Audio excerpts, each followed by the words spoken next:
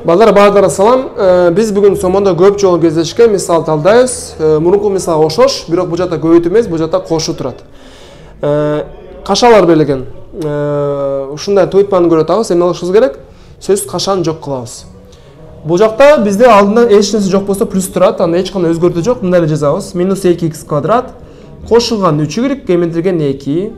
Бул жакта минус бар, анан карайбыз, балдар. Минуска минус берет, плюс берет. Плюс 3y.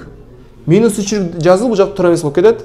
Минуска минус берет, плюс берет, минус 2х квадрат болот. Эми эмне кылышыбыз шарт?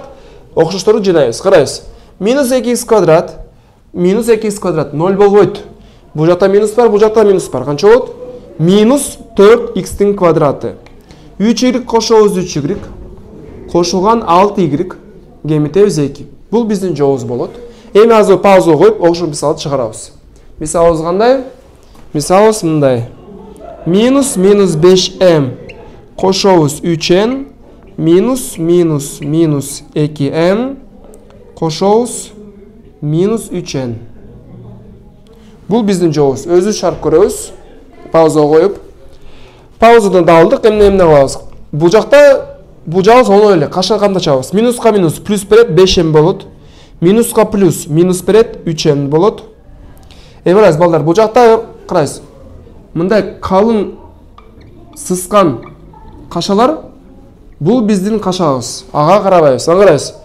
Бул жакта 2 минус турат. 2 минусду плюска өзгөртөбүз. 2 минус бизге эмне берсин? Плюс болуп кетсин. Түшүнүктүбү?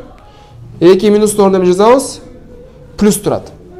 Плюс болгондо эч кандай өзгөртүүсү жок. Кандай жазабыз? Плюска минус. Минус 2m. Карайсыз, плюска минус бул жакта минус болот. А бул жакта өзүндө плюс турса эч кандай өзгөртүүсү жок. Минус 3n болот. Эми карайсыз, жообуз кандай? 5m кемитебиз 2m. 3m болду. Минус 3n. Минус 3n канча болот? Минус 6n. Бул биздин туура жообуз. Сага качан рахмат.